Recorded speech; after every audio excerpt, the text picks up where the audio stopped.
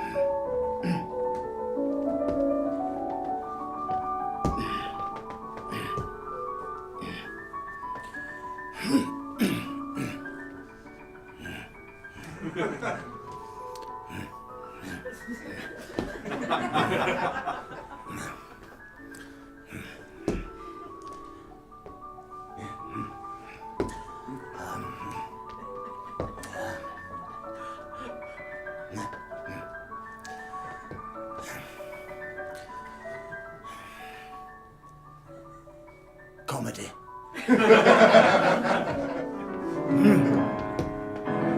Jokes. Ho ho. Laughter. But what is comedy? Mel Brooks said comedy is tragedy plus time. No. Tragedy plus time is old tragedy. Comedy. Sir, please. Come, sir, come.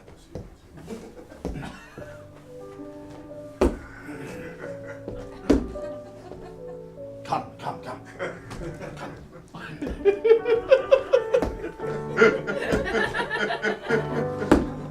My wife, sir. My wife, sir. My wife, sir, has gone to the West Indies?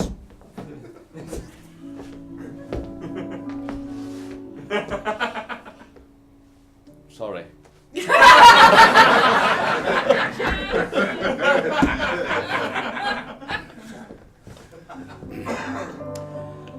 I say my wife has gone to the West Indies. You say Jamaica.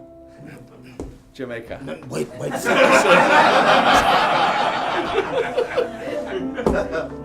My wife! Sir, my wife has gone to the West Indies. Jamaica! No! No, sir, I did not! I did not, sir! I did not make her, sir! She went of her own accord. Jamaica, did you make her? Comedy. Thank you, sir, thank you. Come, please. Come.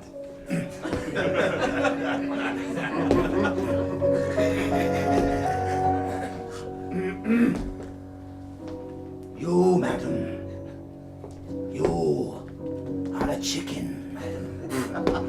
A chicken. Chicken. The road.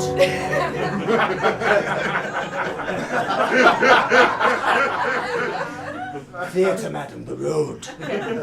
Come.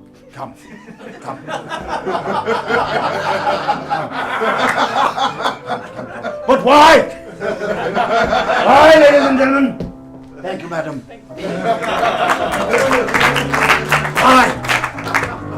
Why do we laugh at the chicken crossing the road? Do we not cross the road all the time ourselves, sir? Have you crossed the road? Yes. Then who is the fool?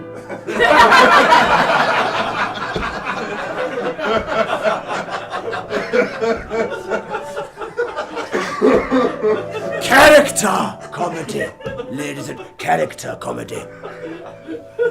Character comedy, ladies and gentlemen. You, sir, name for me an occupation. Policeman. Policeman. And you, sir, how does this policeman feel? What is their emotional state? Angry. Angry policeman. And you, madam, where is this policeman from? Wales. An angry policeman from Wales. Angry policeman. Character. Angry policeman from Wales.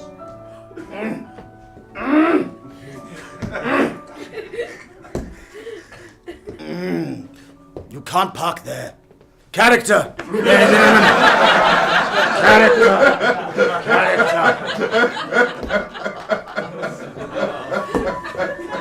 But, ladies and gentlemen, tonight I present to you my greatest protege, Simon Lukacs.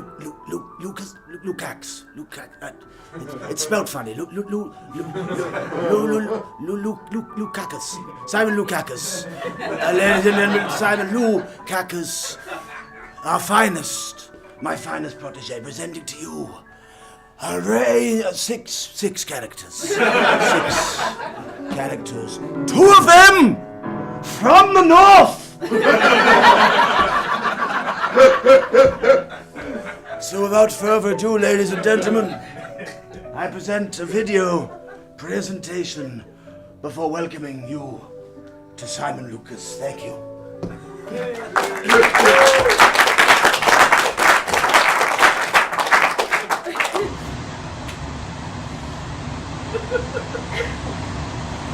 I was at work and I had a report that I needed to print off, and I said to everybody at work, I said, that printer better not be jammed, because it always got jammed, and we had a good laugh about that. And I went there and guess what, it was jammed. And I was like, bloody printer. I mean, I don't like to swear, but I was like, bloody printer. I was trying to fix that, and then pulling it out, and then I suddenly looked down and I was like, paper. That's what a book's made out of. Paper. I could write a book. And so that's when I got the idea really, and I mean, but if it hadn't been for kayfabe, then I mean, they wouldn't have given me the confidence to take that idea of a book and turn it into a book. So without them, I wouldn't have written my first novel. So I'm glad to present that to you today. Hope you like it.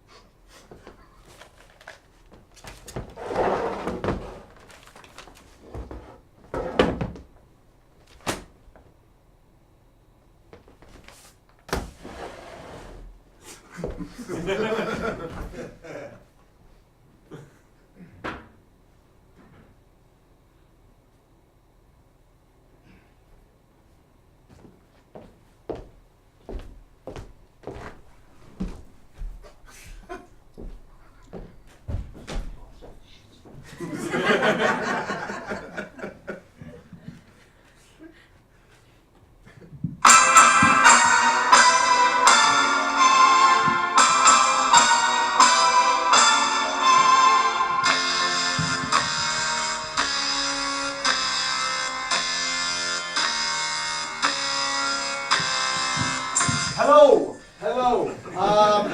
I am Gareth Stark, and I'm here to ask you for money. Now, sorry, I'm a bit nervous. Right. Okay. And now, if I were to ask you, if I were to say to you the word snooker, you would no doubt be transported through your mind's eye to the Crucible Arena, Sheffield, and the final of the World Championship snooker final between Steve Davis and Dennis Taylor in the final. But merely to describe such a momentous occasion would not be to do it justice. So, let me take you there through the medium of audio.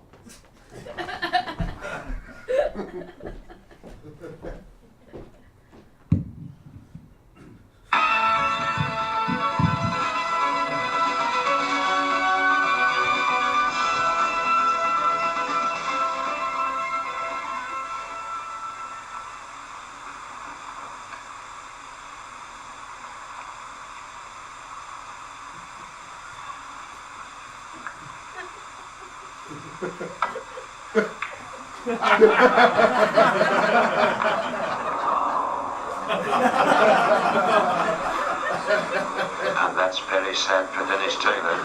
Palpable tension. What ought to be. I am asking for money for a series of novels I have written set in the highly erotic world of snooker. And what I'd like to do is I'd like to introduce you to my main character, Tony Alpha. He's top 16 snooker player / private investigator.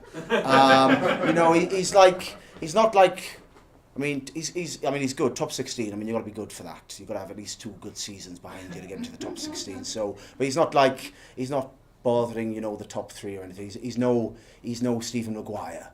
Nothing like that, So he's kind of a solid pro, but a part-time private investigator.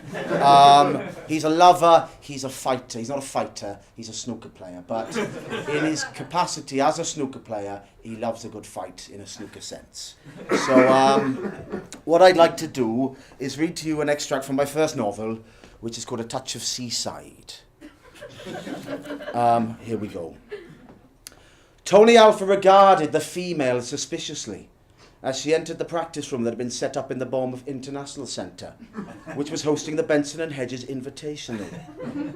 Tony was preparing for his second round match against Dominic Dale, after narrowly triumphing 5-4 against Darren Morgan in the first round. He hadn't been at his free-flowing best, as he'd spent most of his time solving crime. But after putting away that internet terrorist, he managed to reel off breaks of 67, 89 and 94 to come from 4-2 down, although he was disappointed in himself in missing a routine blow into the middle pocket to claim a century in the final frame. Back to the female. Tony Alpha didn't recognise her as one of the players' wives, and she didn't have an autograph book. He could see no other conceivable reason for a female to be in the practice room at the Bournemouth International Centre, so she must be trouble. Now I'm going to step out for a second there. That's an example there of the incisiveness of Tony Alpha's mind. You see, he can come in, he can read a situation, so he can be looking at a snooker table and he can say, like, what you want to do, kind of nick it, kind of bit aside, nick it, don't go in, sort of nick it off the back pocket so it bounces round, a bit aside, that'll come right the way down, and that'll come up nestled in the reds quite nicely. You could say that straight away. By the same token, he could come into a crime scene and say there's been a child murdered in here, straight away. It's the kind of incisiveness that he has. Are you Tony Alpha? The female said. Depends who's asking, said Tony Alpha. Now, this was not true. He was always Tony Alpha, regardless of who asked. But this was an example of the kind of cool stuff that Tony Alpha would say. Lady Dana Hart, said Lady Dana Hart.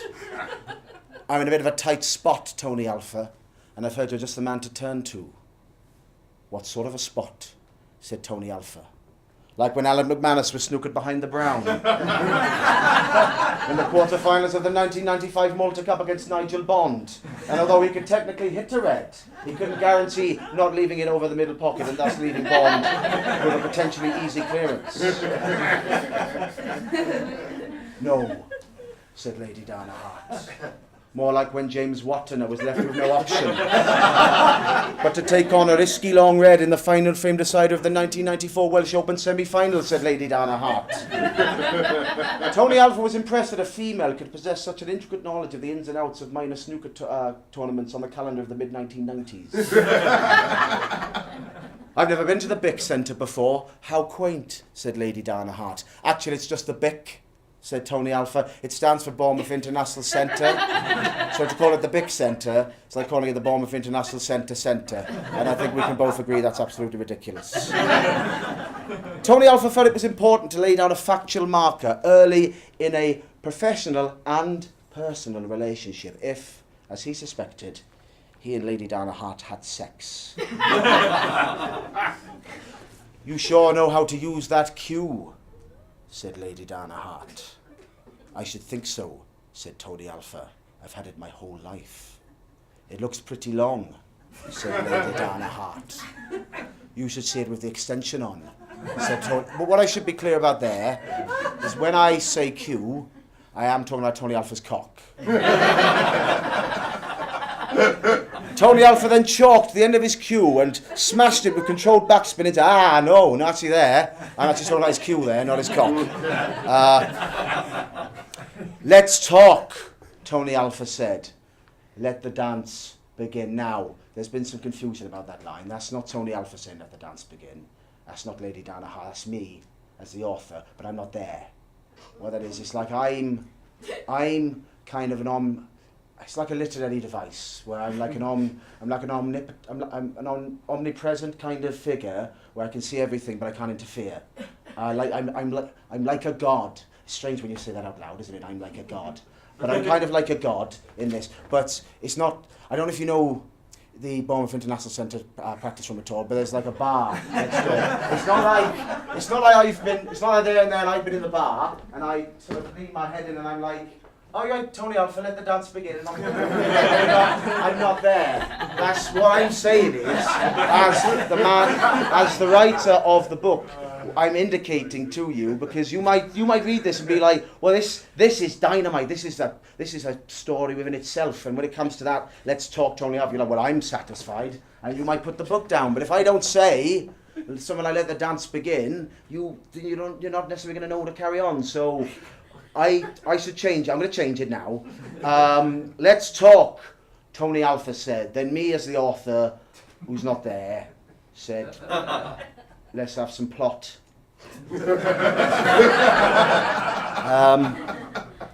That's all I've written at the moment, because I don't see the point in bothering really if I don't get any money. So I don't know how this works really. I mean, I think you've paid to get in. If you can, like, what's Mr. Sound over there? Can I give you money for me if they're...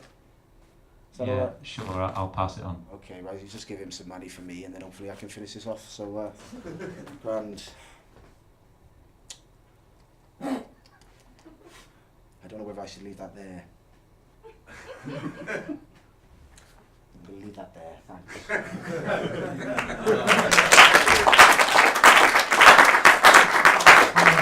I fell at 25 likes, including my wine, moon, and song. And I don't think I should be deprived of that sort of thing just because I play snooker.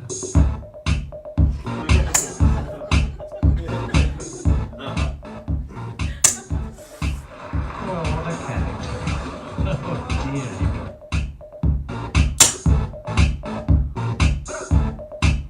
I'm bringing sexy back.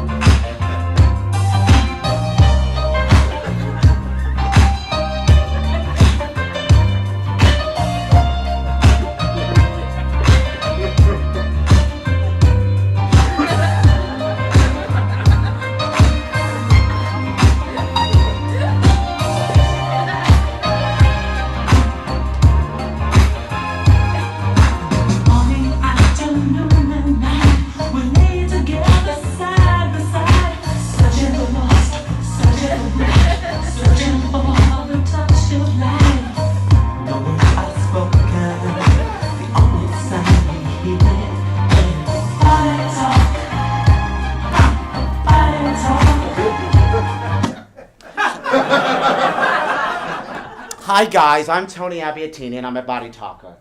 Now, a lot of you may be saying, Tony, what is a body talker? And I'm going to tell you now. We got words. We got words, sir. We got words. Yeah, they're great. They're fine. But there's a secondary thing going on with your body. And that's what I am an expert in, body talking.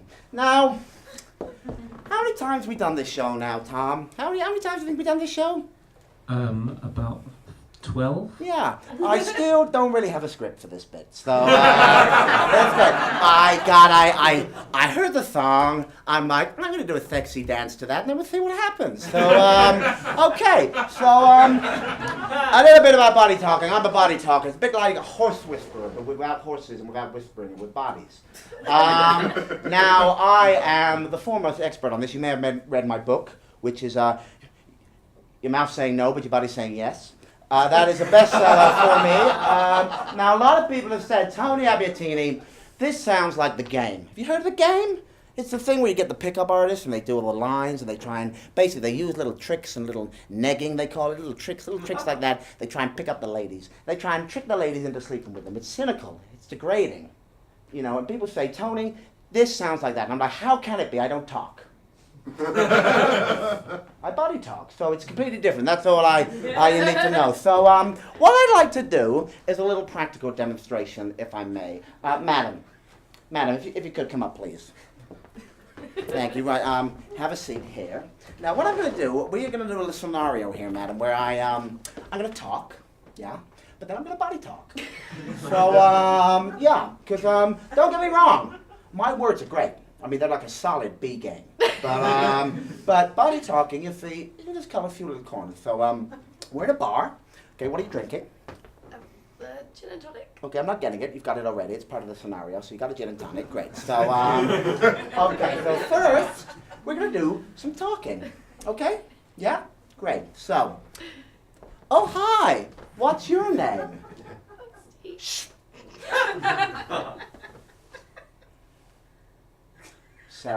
Sarah, your body's saying Sarah. You're called Sarah. Okay, Sarah. So, what is that you're drinking? It's gin and tonic. Oh my God, a girl like you drinking alone in a bar this late at night? What is wrong with the world? Tinder's really bad. I know, Tinder is bad. Where's the connection gone in the modern world? You know what I'm saying? Yeah, where's the connection gone? You know, you sound like my kind of, now, I'd have closed this deal in about 10 minutes, but that's a long time. So, instead, we do a little thing called body talking. So, here we go. We're going to do the same scenario, Sarah, okay? Here we go. Oh, hi. Hi.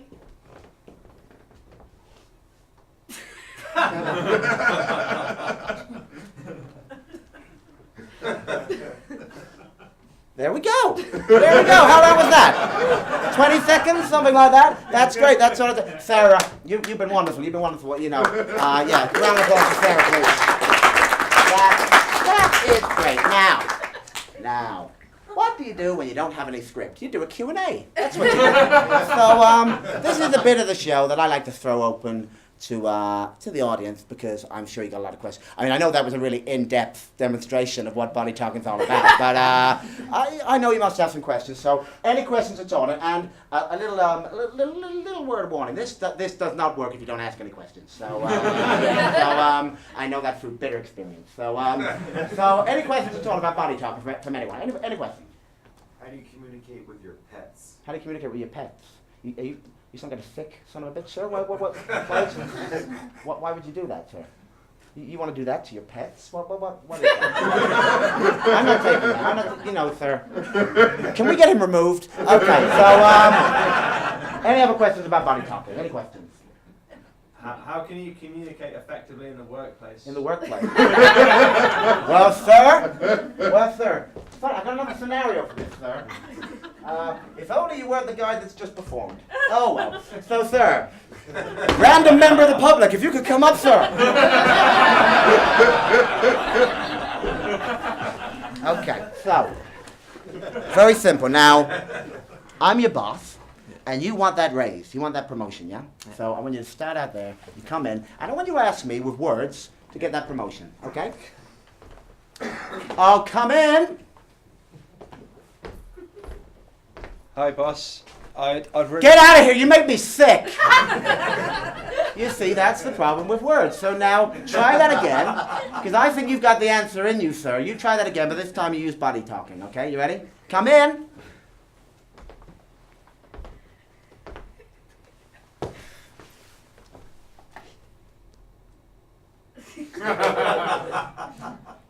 you some kind of chimpanzee? Me up? What's that? You know, no. Try one more time. It's not about literally, it's not charades, sir. You know, it's about body talking. You know, it's about... Jesus Christ. Okay, come in.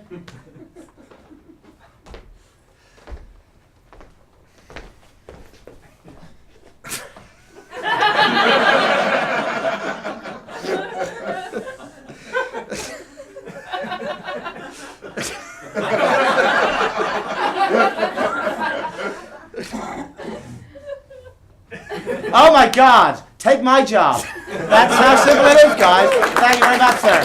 Thank you. That's great. Thank you. That is super. Now, any other questions? Come on, don't be shy, guys. Any questions? Come on. What are the best clothes for body talking? What are the best clothes for body talking? Something that doesn't, I mean, it sounds obvious, sir, but something that doesn't constrict your body. Another question? Any other questions? How do you like break the news of somebody's death to somebody? Yeah. Yeah, I mean, I hope, sir, I hope you never have to do this.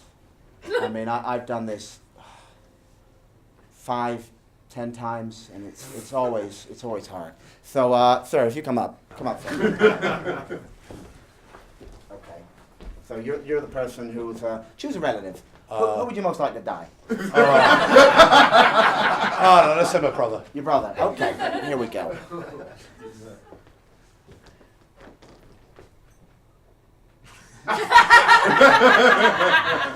There we go, sir. There we go. Yeah. Oh, yeah. Let's have one final question. Let's make it a good one, guys. Oh, got two. Let's have both. We can have both. We can have both. Yep. Where's the best place to do body talking? Where's the best place to do body talking? Wherever the conversation's at. Would you restrict where you can talk? Don't restrict where you can body talk. So, final question, guys. Are there different languages? There are. And this is the question that I get asked most times. It's not quite the same, but it's like accents, because wherever you go, a hand is a hand, a kneecap is a kneecap, it's all the same. But there's different accents. So, for example, what I'm going to do, a little demonstration here, and then I'm going to go. So, different waves, and I'm going to do 3 waves, and I want you to see if you can identify where this wave is from in the world. Okay, so it could be general, it could be specific, but it's a geographical place in the world. Okay, so first wave. England. No. Any other guesses, guys? Reykjavik. No. France. Closer. Toronto. Further away. Belgium. Closer. Spain. Closer. Luxembourg. Closer. That's a lot closer. Basque country. What was that? Sorry. Basque country. Basque country. Closer. You're getting warmer. Chiswick. You're getting warmer. Yeah. Ecuador. This one's from Ecuador. So, okay. So second wave. Here we go, guys. Second wave. Little. Okay. No. Don't be facetious, sir. Burundi. No. Burkina Faso. No. Senegal. No. Botswana. Oh, this could go on all night, couldn't it? Because the thing is, guys, I should have let you into the magic here. I don't even know myself. I'm gonna pick a random thing at the end. So I'm gonna let you into the mechanics. So you can say whatever you want. It's gonna be wrong. And then at the end, I make hopefully a funny answer. But I don't know. Sometimes it's not funny, is it, Tom? Sometimes I let this thing drag on far too long. I think I'm gonna leave it at 2 tonight. So let's make this the last one. Go on. Any ideas? Guam. No, I'm gonna put you out of misery, guys. What it is, it's someone who spent the first 5 years of their life in Wolverhampton, then moved to Vancouver and spent the 5 to 14 in Vancouver, then traveled around Europe for a bit for a couple of years, and then ended up in Skegness. That's that way, guys. Yeah. So well, that's great. So I've learned, you've learned. I think we've all learned, guys. So remember, body talk and body talk again. That's my catchphrase, apparently. Play the music!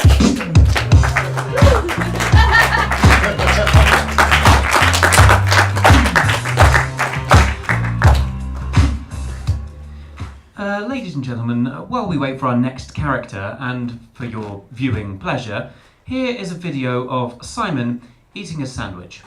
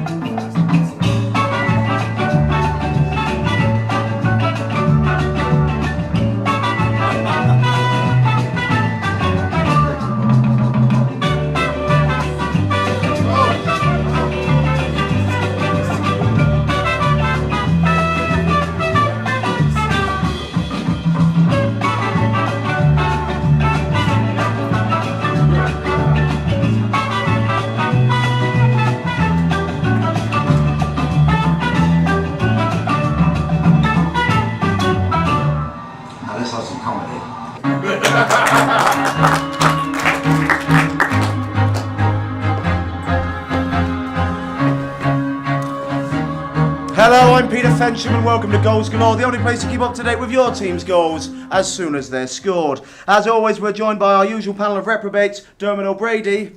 Hello. Clive Tillman. Hola. And Antonia Walsh. Hello. And what a day it is. It's relegation crunch time. With the championship already decided, our attention turns to the battle for Premiership survival. And what a battle it is. On the last day of the season, there are 4 teams locked in this almighty scrap. So what will today hold for West Ham, Huddersfield, Swindon and Southampton? Let's have a look at the table. And as you can see, it is very tight. All we know for certain is that if West Ham win, they're safe. Dermot? Mathematically speaking, if West Ham win, they're safe. Antonia? Well, of course, for all teams, it's very important to score first and score early, and of course, to try and avoid thinking too much about the other results and focus on... Clive? With a win, you have to say for sure that, all things considered, at the end of the day, West Ham are up, safe, secure, not going down, staying up, safe. Thanks, Clive. However, if they draw, that leaves things wide open. Oh yes, wide open. Wide open. Wide open. So let's look at that. If they draw and Huddersfield lose, then they stay up, Huddersfield go down. Whatever the goal difference. However, if they draw and Huddersfield win, Huddersfield stay up, West Ham go down. But if West Ham lose, then things get really interesting. If West Ham lose and Huddersfield win, then West Ham stay up. Huddersfield go down. Whatever the goal difference. But if West Ham lose and Huddersfield win, then Huddersfield stay up. West Ham go down. Whatever the goal difference. But if Huddersfield draw, they'll be on level points. Then it will go down to goal difference. West Ham have -7, Huddersfield -10. So West Ham will have to lose by 4 goals, or Huddersfield will go down. Unless they lose by 3 and Huddersfield draw 3-3, then they're level, including goals scored. Of course, we're forgetting about goals scored. I'm not forgetting about goals. Dermot's not forgetting about goals scored. If Huddersfield draw 4-4... Then they're ahead on goals scored. And they stay up. And West Ham will go down. Unless Swindon win. Of course, we're forgetting about Swindon. I'm not forgetting about Swindon. Dermot's not forgetting about Swindon. If West Ham win, or Huddersfield, then Swindon are down. If West Ham draw, Swindon are down. And Huddersfield. But if West Ham lose and Huddersfield don't lose, and with Swindon do win, then Swindon stay up. Providing West Ham lose by 4 Or goals. Swindon win by 4 goals. Or they meet somewhere in between. But if Huddersfield draw, then it's down to goals scored. And Swindon will stay up. Unless Huddersfield draw 4-4. Unless Huddersfield draw 4-4. And Swindon will go down. West Ham. And West Ham, Not Huddersfield. not Huddersfield. And of course, there's Southampton. I hadn't forgotten about Southampton. Dermot hadn't forgotten about Southampton. If they lose, then Southampton are down. If they draw, then Southampton are down. If West Ham or Huddersfield win, then Southampton are down. Whatever the goal difference. If West Ham draw, Southampton go down. But West Ham don't necessarily. West Ham don't necessarily stay up. If West Ham lose and Southampton win, Then it's down to goal. then it's down to goal difference. And West Ham will have to lose by 5. Or Southampton win by 5. Unless they meet somewhere in between. Unless they meet somewhere in between. Unless Huddersfield draw. Then it's down to goals scored. Unless Huddersfield draw 4-4. Then Huddersfield stay up. And West Ham, Swindon, and Southampton go down. But if Swindon win as well, then things get really interesting. Southampton will then have to win by 2 more goals than Swindon. And get a better goal difference than West Ham. Of course, I've forgotten about goal And difference. hope that Huddersfield don't draw 4-4. And hope that Huddersfield don't draw 4-4. So in summary, West Ham will stay up if they win. If they draw and Huddersfield don't win. If they lose and Huddersfield, Swindon or Southampton don't win. If they lose by 1 goal and Swindon don't win by 3 or Southampton by 4 and Huddersfield draw. Or if they lose by 2 goals and Swindon don't win by 2 or Southampton by 3 and Huddersfield Huddersfield draw. They can lose by 3 goals as long as Huddersfield don't draw 4-4. Huddersfield will stay up if they win and West Ham draw or lose. If they draw and West Ham lose by more than 3 goals, or if they draw by 4-4 and West Ham lose by 3 goals. If they draw 4-4 and West Ham lose by 3 goals, and Swindon or Southampton win, then they will stay up if Swindon fail to win by 2 goals and Southampton 3. If they don't draw 4-4, then they will stay up if Swindon fail to win by 1 goal and Southampton 2, providing West Ham lose by 3 goals. If Swindon win and West Ham, Huddersfield and Southampton lose, West Ham by 4 goals, then they will stay up. If they lose by 1 goal, then Swindon will stay up if they win by 3 goals, or if West Ham lose by 2 goals by 3, 1, but only if they win by the same margin as Southampton, if Southampton win. If Swindon win and Huddersfield draw 4-4, then Swindon will have to win by more than 4 goals. Southampton will stay up if they win and West Ham lose and Huddersfield lose or don't draw 4-4, as long as they score 2 more goals than Swindon. However, if they score 3 and Huddersfield draw 4-4, they will also stay up as long as they win by 5 goals or West Ham lose by 4, or they meet somewhere in between. So that's how it all works out. See you after the break.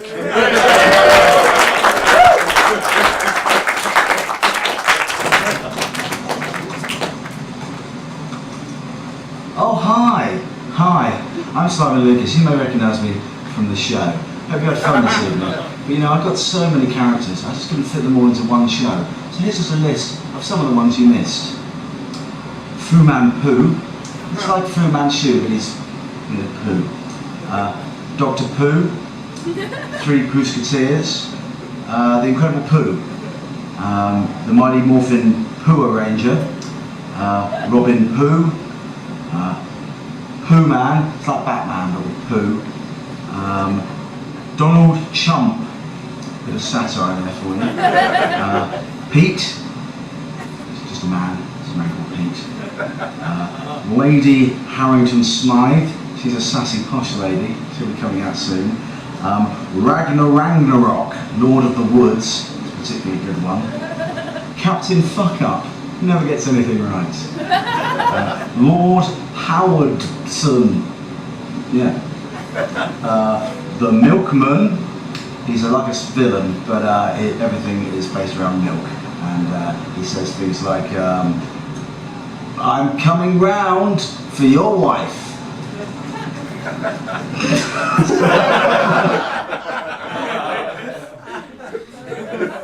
Ladies and gentlemen, it is a little-known fact that in 1977, George Lucas commissioned the playwright Alan Bennett to write the first draft of the script for Star Wars.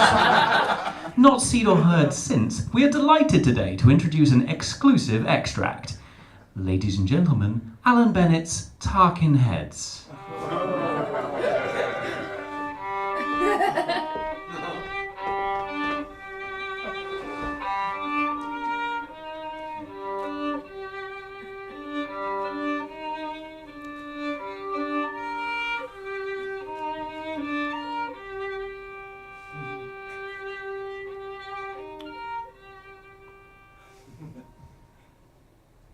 Lord Vader's in one of his moods today.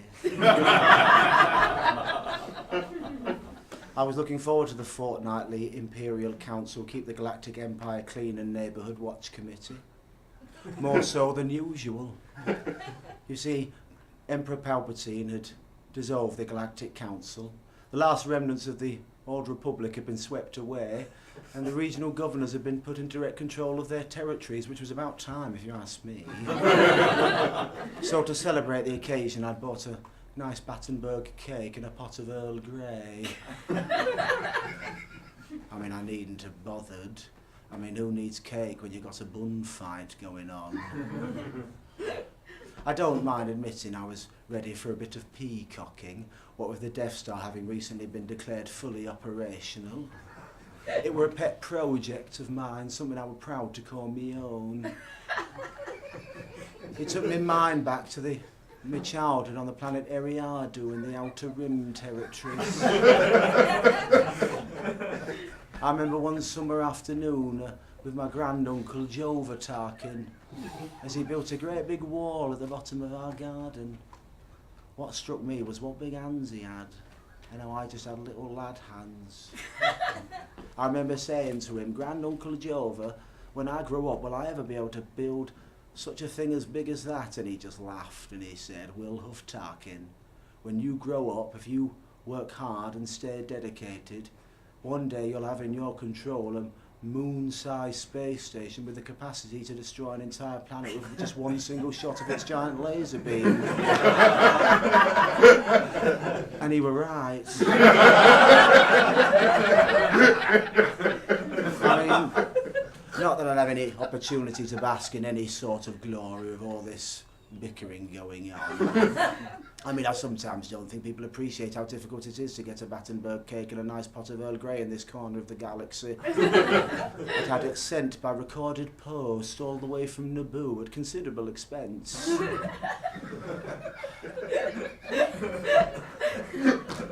People often ask me how I know when Lord Vader's in one of his moods, and I always say the moment that he's choking an Imperial Admiral using only his Jedi mind control is the moment he's being a right Mardy so-and-so.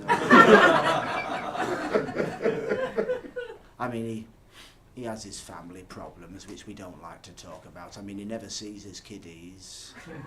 But Admiral Motti should know better than to goad him about his religious beliefs, on this occasion referring to them as sorcerer's ways. Now, I'll be the first to admit that Lord Vader does bang on a bit about the Force and the dark side, but as I always say, many of my best friends are Sith. I mean, most of them are dead now after the Clone Wars, but they've contributed a lot to our society with their culture and their cuisine, and whatever they take out in benefits, they more than make up for in taxes and applicable skills.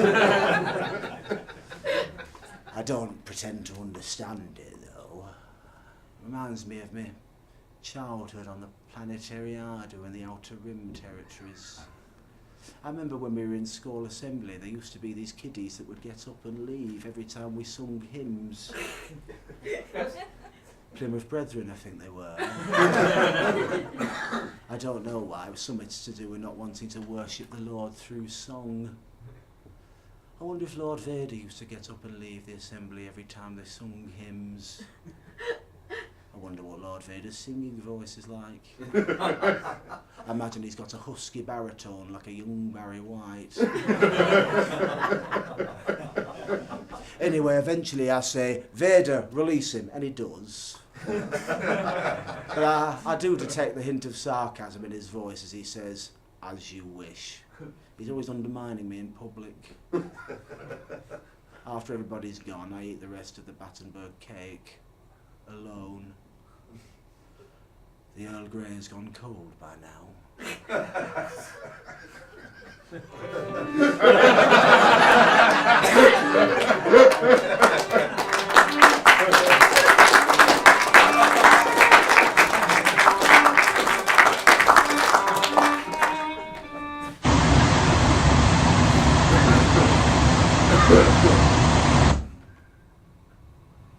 Are we rolling? Yeah. I read a sitcom back in the 70s. It was based around a group of travelling sailors who were theatrical types, you know, the type I mean, and they set up a theatre in the West Indies. It was called Tropical Fruits. Couldn't get away with it these days, mind. But it was very popular for its day, you know, but eventually, you know, a certain type of humour fell out of fashion, and but still, I was still recognised everywhere I went. Do the catchphrase, people would say, because I had a catchphrase, you see, and it was very popular.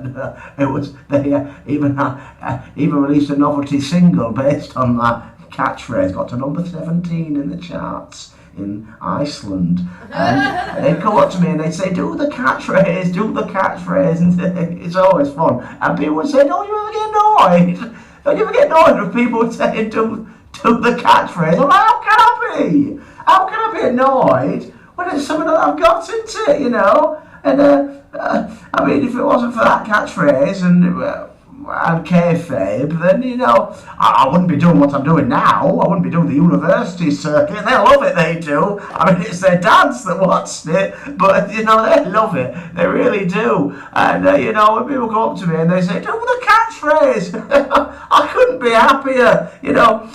My life is in a really good place.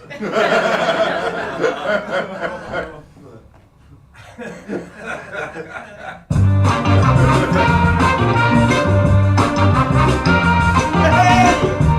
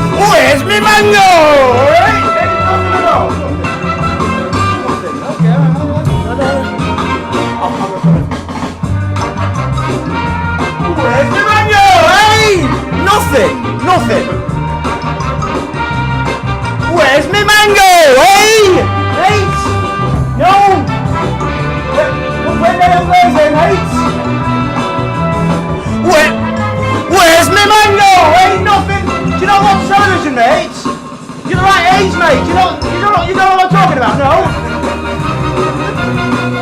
Oh, very funny, I love it. Very funny.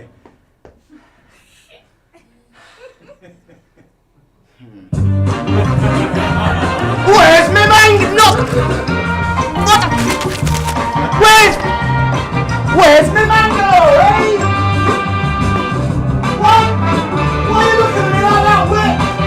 Where's my mango, eh? Nothing! Where's my mango? Nothing! Where's my mango? Nothing at all! What's wrong with you? You're from foreign land or something? Where's my mango, guys? Nothing! 18 million viewers, you shitters! Where's my mango? Where?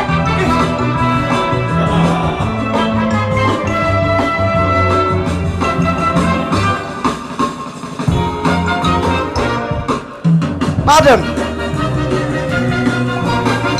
my mango? Oh, fuck off!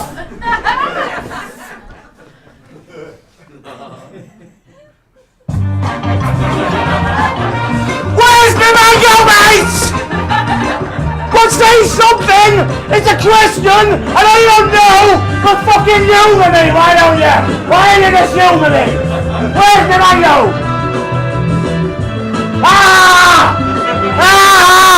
Fucking where's my mango? No, I don't know. That's really useful. Oh, okay. Why don't we see if we get a third idiot in a row? Where's my mango? No, it's not behind me! I was just over here! I was right here! I fucking see it!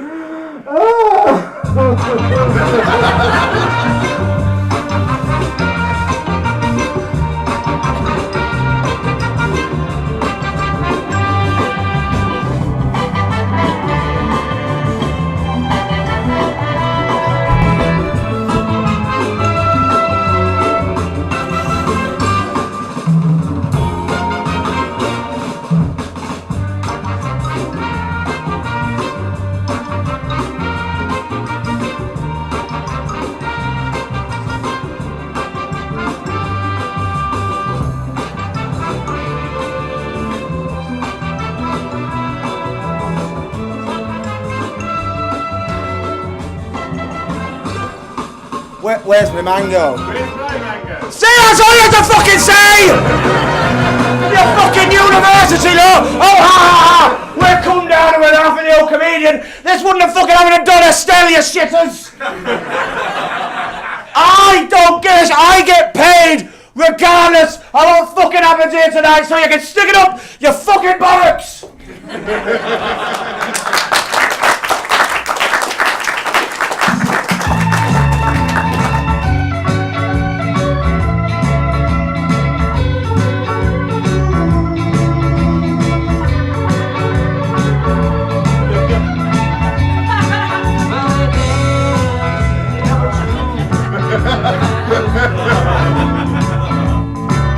Just about midnight, they decided to call it a day.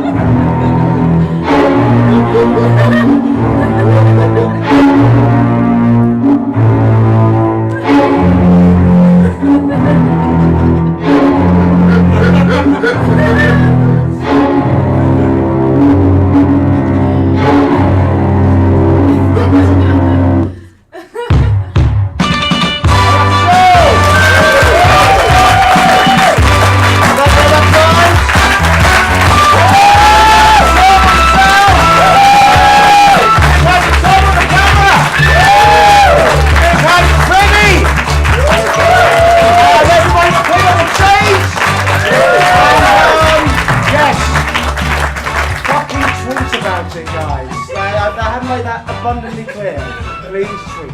But thank you very much for coming. Hope you enjoyed it. Yeah, let's do it again sometime. Bye.